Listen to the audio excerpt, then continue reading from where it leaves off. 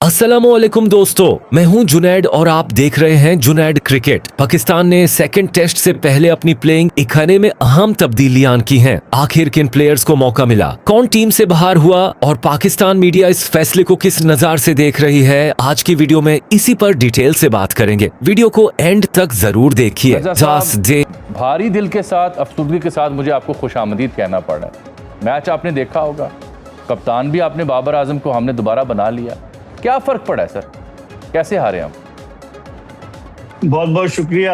आप भारी दिल खून के आंसू रोता है पाकिस्तान की कारकर्दगी को देखकर। जामी साहब, आप अंदाजा लगाएं कि गुज़िश्ता जो 8 टेस्ट मैचेस हैं, 3 ऑस्ट्रेलिया के खिलाफ, 2 साउथ अफ्रीका के खिलाफ, 2 बांग्लादेश के खिलाफ और 1 वेस्ट इंडीज के खिलाफ, जो पाकिस्तान से बाहर हमने खेले, उन 8 टेस्ट मैचेस में हमें शिकस्त का सामना करना पड़ा है।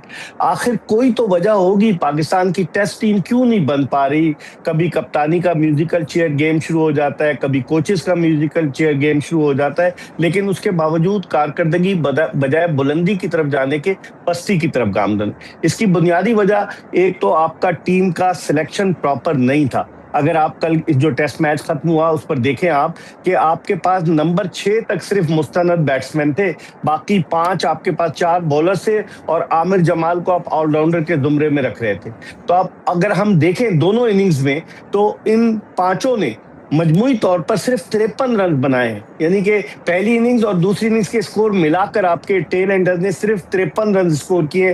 क्या कोई टीम इस तरह से जीतती है? दुनिया की दीगर टीमों की एग्जांपल लेने के ऑस्ट्रेलिया के पैट कमिंस जो है वो निचले नंबर पर जाकर रन्स कर देते हैं, साउथ अफ्रीका के कगिसो रबाता रन्स कर देते हैं, लेकिन पाकिस्तान के पास कोई ऑलराउंडर नहीं, सिर्फ बड़ी बड़ी बातें करते हैं। पाकिस्तानी क्रिकेट टीम के गैर एलानिया चीफ सेलेक्टर आकिब जावेद जो ये कह देते हैं कि जनाब अगर एक भी टेस्ट जीत जाए तो बड़ी बात होगी। तो अब उनको बताएं कि एक टेस्ट तो हार गए, दूसरा 2 अगस्त से शुरू हो रहा है, उसके लिए भी दुआ करें। लेकिन पाकिस्तान की क्रिकेट टीम की कारकर्दगी दिन ब दिन जवाल की तरफ गामदन है। उसकी एक और वजह भी है जामी साहब कि जब हमारे मुल्क में होम सीरीज होती हैं तो हम टर्निंग ट्रैक्स बनाते हैं। आपको याद होगा वो साजिद और नोमान आ जाते हैं, जब इंग्लैंड की टीम साजिद और नोमान को मौका मिल जाता है। बिल्कुल, और इंडस्ट्रियल पंखे मंगवा लेते हैं हम हीटर मंगा के ऐसी ड्राई पिच बनाते हैं, और जब हमारे बैट्समैन बाहर जाकर मीडियम पेस या तेज बॉलिंग के सामने बिल्कुल बेबस नजर आते हैं, ऐसा लगता है स्कूल की टीम खेल रही है। मिर्जा साहब, ये मैं बॉलिंग कार्ड देख रहा हूँ, फिगर्स देख रहा हूँ, यानी अब्बास अच्छी बॉल कर गए, उनका काउंटी का बड़ा तजुर्बा है। खुरम शहजाद आए हैं, मोहम्मद अली आए हैं, आमिर जमाल आए हैं, दैट्स ऑल। बीच में आपने पहली इनिंग्स में आमिर अली उस्मान को स्पेल दिया, 13 ओवर्स का 35 रन उन्होंने दिए। ये है हमारी पेस बैटरी, और इनकी एवरेज स्पीड क्या है? बिल्कुल आपने सही कहा, पाकिस्तान की तो एवरेज स्पीड बहुत ही कम थी, 134 से 133 पे जा रही थी। और उनका देखें कमार जोसेफ जो कि जिसने के ऑस्ट्रेलिया में तबाही मचाई थी, वो 150 किलोमीटर की रफ्तार से भी उसने गेंद की है। तो हमारे, और फिर हम अपने बॉलर, अब अब्बास की आपने बात की, मोहम्मद अब्बास चूंकि काउंटी खेलते हैं, 2021 से लेकर 2024 तक वो पाकिस्तानी टीम में नहीं शामिल हुए। अंदाजा लगाएं क्या वजह है। 36 साल उनकी उम्र है, वो सबसे ज्यादा इकोनॉमिकल है, मतलब स्पीड उनकी नहीं है लेकिन लाइन और लेंथ बहुत अच्छी है। अब आपके पास कौन से बॉलर्स बचे हैं? आपने शाहीन आफरीदी को आप कहते हैं हम उन्हें जो है ना लोड मैनेजमेंट के तहत उन्हें नहीं लिया, वो जाकर लंदन प्रीमियर लीग खेल रहे। नसीम शाह को कहते हैं वो फिट नहीं। मिर्जा साहब ये सच बोले, इनको सच बोलना चाहिए कि Shaheen Shah Afridi is misfit for test and ODI, और so is the case with Naseem Shah. ये 4 ओवर के स्पेल में 2 ओवर का स्पेल करते, 8 ओवर एक स्पेल में फेंक नहीं सकते सर। ये तल्ख हकीकत है या नहीं है? बिल्कुल, इसमें कोई शक नहीं कि ज्यादातर बॉलर जो हैं वो T20 फॉर्मेट के एक्सपर्ट बन गए, और जब लंबे स्पेल्स कराने होते हैं, जैसे टेस्ट मैचेस में जामी साहब एक दिन में 15-15, 16-16 ओवर्स कराने, तो वहां उनकी फिटनेस का इम्तिहान होता है। कहाँ गया अली रजा जो इतना तेज बॉलर था? आप ग्रूम ही नहीं करते ना। फिर उसके अलावा आपने अभी उबैद शाह को ले गए, चले एक यंगस्टर को ले गए, लेकिन फिर कहाँ गया शाहनवाज दहानी जिसने फर्स्ट क्लास क्रिकेट में अच्छी परफॉर्मेंस दी? आपने उसको बिल्कुल नजरअंदाज कर दिया। मोहम्मद हसनैन जो से 2 साल पहले आपका बेहतरीन बॉलर था, आपने उसको नजरअंदाज कर दिया। इनकंसिस्टेंसी है, मुस्तकिल मिजाजी की कमी है, जिसकी वजह से पाकिस्तान को दिन देखना पड़ रहे हैं।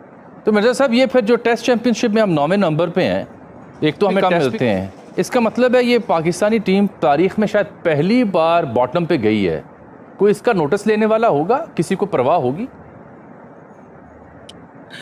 पहली बार तो नहीं गई सर, गुज़िश्ता जो 2 हो रही हैं championships, ICC world test championship, उनमें हम आखिरी नंबर पर आए। अच्छा। अब आप इससे अंदाजा लगा लें कि हमारी क्या कारकर्दगी है। कोई नोटिस लेने वाला नहीं है, सिर्फ बातें बनाते हैं। अब आकिब जावेद को लॉन्च किया गया कि आप हर चैनल पर जाएं, और वो जा जाके अपनी वजाहतें पेश कर रहे थे। आखिर उन्होंने क्या तीर मार लिया, कोई इनसे पूछे कि वो director national high performance centre है और उसके अलावा वो काफ़ी अरसे से टीम के साथ वाबस्ता है। क्या कारकर्दगी रही जामी साहब, कोई अकाउंटेबिलिटी है? दिलचस्प बात ये कि हमारे यहाँ कोई चीफ सेलेक्टर ही नहीं है कि जिससे पूछा जाए। दुनिया में तो चीफ सेलेक्टर होते हैं। पड़ोसी मुल्क में अजीत आगरकर जैसा खिलाड़ी जो है वो चीफ सेलेक्टर है। ऑस्ट्रेलिया की एग्जाम्पल ले लें, दुनिया के दीगर ममालिक की एग्जाम्पल ले लें, हमारे यहाँ कोई चीफ सेलेक्टर नहीं। तो अकाउंटेबिलिटी किसकी होगी? तो फिर यही चलेगा जिस तरह से चल रहा है। 2-4 दिन बाद हम भूल जाएंगे शिकस्त को, फिर आगे की तरफ बढ़ जाएंगे। मिर्जा साहब, मैंने एक बड़ा पर्टिनेंट सवाल आपसे पूछना है। मोहम्मद रिजवान साहब, हाँ, एक्टिंग बड़ी अच्छी करते हैं, मुझे तो कहने का हक है, मैं तज्जिया करूंगा उनके ऊपर। एक्टिंग बड़ी उम्दा करते हैं। आपकी आवाज नहीं आ रही। मैं दोबारा अर्ज करता हूँ, अगर आप मुझे सुन पा रहे हैं, मैं मोहम्मद रिजवान का जिक्र कर रहा हूँ। विकेट कीपर, बैट्समैन, बड़ी अच्छी परफॉर्म भी किया उन्होंने, पाकिस्तान के लिए मैचेस भी जितवाए। लेकिन कुछ अरसे से मैं देख रहा हूँ कि उनकी एक्टिंग ज़्यादा मशहूर हो रही है। मोहम्मद रिजवान साहब जो हैं, ये आपने देखा वो जस्टिन ग्रीव्स की गेंद पर जैसे बोल्ड हुए, यानी कभी ये अंदर आती गेंद को छोड़ते हुए बोल्ड होते हैं, कभी ये बाहर जाती हुई गेंद को बोल्ड होते हैं। और इस एक टेस्ट मैच में एक ही बॉलर के हाथों 2 दफ़ा आउट हुए, एक दफ़ा बोल्ड और एक दफ़ा कैच आउट हुए शाई होप्स की हाथों में। तो मोहम्मद रिजवान साहब काहे को टीम का हिस्सा हैं, किस बुनियाद पे हैं, कौन सी टेस्ट परफॉर्मेंस है? लगता है अब उनके टेस्ट करियर का चिराग जो है वो टिमटिमा रहा है, और जब चिराग बुझने लगता है तो वो टिमटिमाता है। मुझे भी लग रहा है जो उनकी विकेट कीपिंग का मयार देखा आपने, उनसे गेंदें नहीं पकड़ी जा रही, बैटिंग में उनसे रन्स नहीं हो रहे, और अजीब व गरीब उनकी परफॉर्मेंस। चले बांग्लादेश में उन्होंने रन्स तो स्कोर कर दिए, लेकिन इंफरादी तौर पर आपको याद होगा सिलेट टेस्ट में इन्होंने 80 ऑड रन बनाए, लेकिन पाकिस्तान हार गया। क्या फायदा हुआ?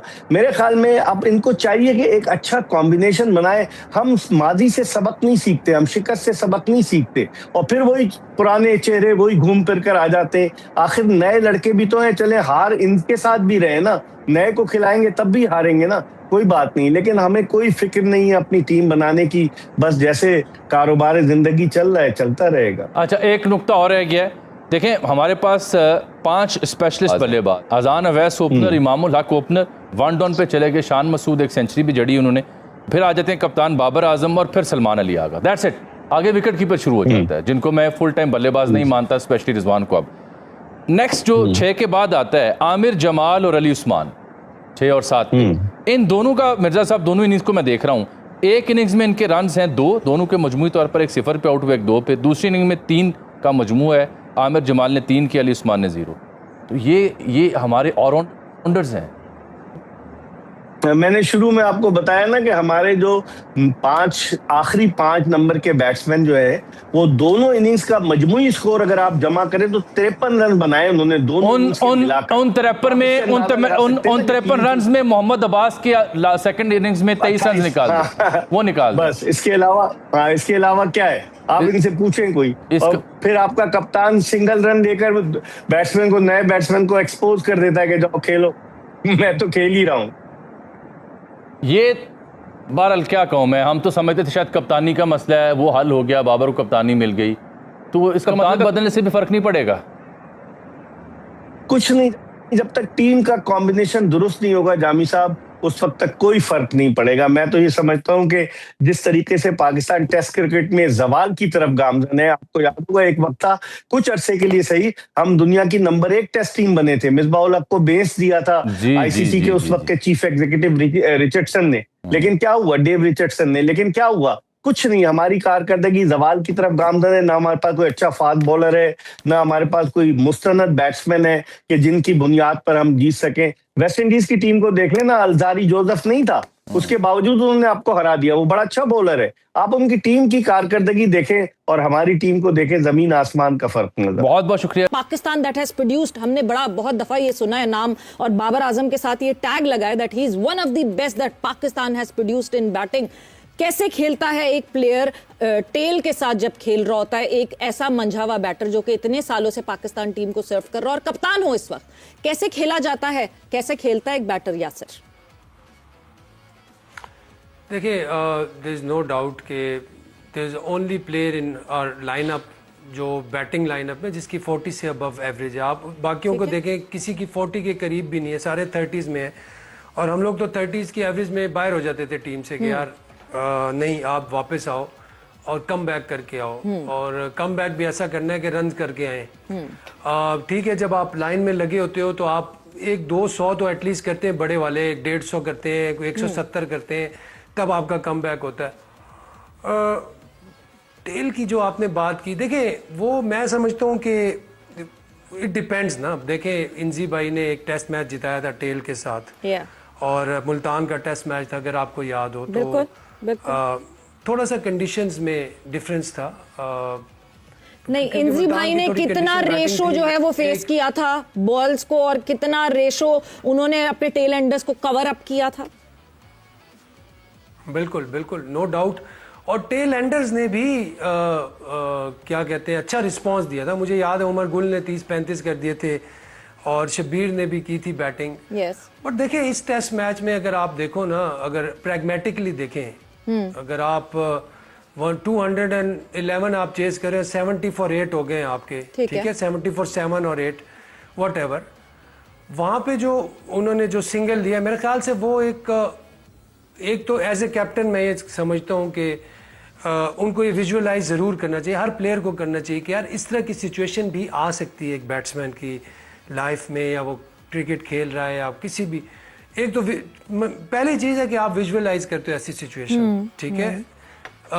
मुझे ये लगता है कि बाबर ने बिल्कुल इस चीज़ को विजुअलाइज नहीं किया हुआ था कि यार इस तरह की भी सिचुएशन आ सकती है। अगर आ गई है तो उसने अगर जो टेल एंडर को आगे कि मेरे ख्याल से वो कोई अगर प्रैग्मेटिकली देखा जाए तो उसके जिस तरह अब्बास ने रिस्पांस दिया एज ए टेल एंडर, ठीक है, तो आपका टेल एंडर इतना तो है कि 3-4 बॉलें तो निकाल ही देते हैं यार। आप टेस्ट मैच खेल रहे हैं, मैं यही कहता हूं कि आपके जो बैट्समैन है उनको इतनी बैटिंग आनी चाहिए कि यार आप 4-5 बॉलें रोक लें। इतनी तो रूफ भी रोक लेता था।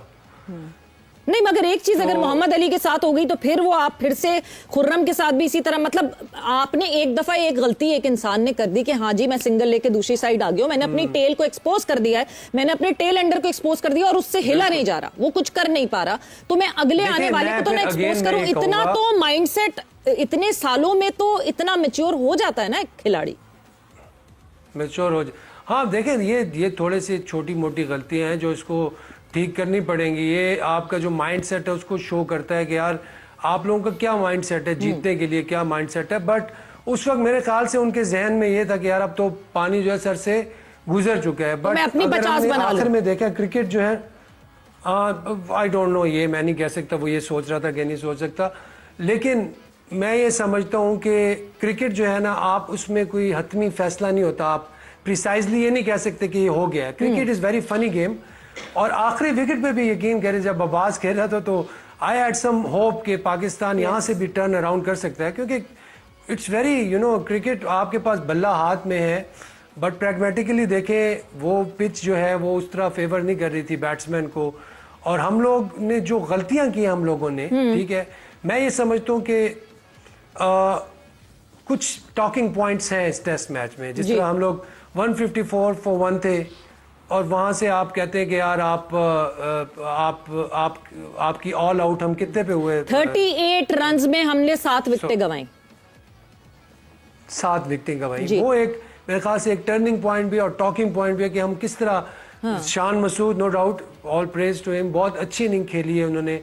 और वो इनिंग का जो मुझे एक चीज दोनों की इनिंग में एक अच्छी लगी कि वो लोग सरवाइव के लिए गए, ठीक है। जब आप सरवाइव टेस्ट क्रिकेट में आपके पास शॉट्स हैं, आप शॉट्स के पीछे ना जाओ, आप विकेट पे रुकने के लिए जाएं। तो ये it was a very good mindset. But at the end मैं समझता हूँ कि इमाम ने जिस तरह थ्रो किया तो he will be regretting all of his life, क्योंकि मैं भी जितनी भी मैं क्रिकेट खेलूं, लेकिन मैंने जो इनिंग मैंने थ्रो किए तो अभी भी मुझे हॉन्ट करती है कभी कभी आके यार कि एग्जैक्टली वो बिल्कुल एक बैटर को याद रहेगी। और देखिए ये जो हमने बात की है बाबर के सिंगल्स की, that is not the only problem, but this is one of the problem. You can blame Mohammad Rizwan, आप सलमान अली आगा को ब्लेम करें कि क्यों ये लोग नहीं रिस्पॉन्सिबिलिटी उठा रहे, इन लोगों को भी रिस्पॉन्सिबिलिटी उठाने की जरूरत है। रऊफ, कमिंग टूवर्ड्स यू, ये जो आखिरी सिनेरियो, ये जो आखिरी